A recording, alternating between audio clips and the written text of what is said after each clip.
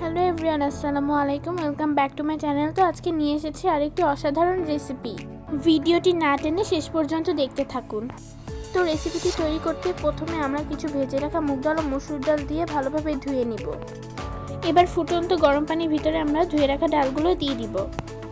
এখন তার মধ্যে দিয়ে দিচ্ছি কিছু আদা রসুন বাটা, পেঁয়াজ কুচি, কিছু কাঁচামরিচ কুচি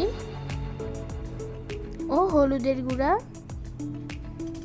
এবং কিছু লবণ, আর সামান্য মরিচের গুঁড়া ও জিরা গুঁড়া, গরম মশলা গুঁড়া। একটু তেল দিয়ে হালকা নেড়ে ঢেকে দিব।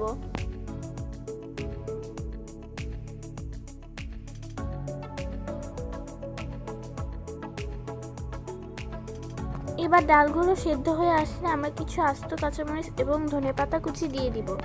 এবার পাশে চুলে আমরা বাগারের জন্য কিছু পেঁয়াজ ভেজে নিব। এবার সাথে সেদ্ধ করে কেটে রাখা ডিমগুলোকে দিয়ে দিব।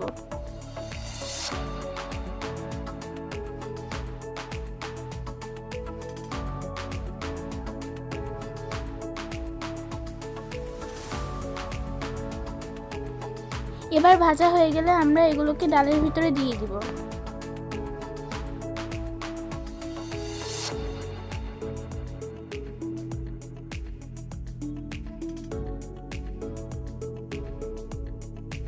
এখন ফ্লেভারের জন্য আরও কিছু ধনিয়া পাতা দিয়ে দিব।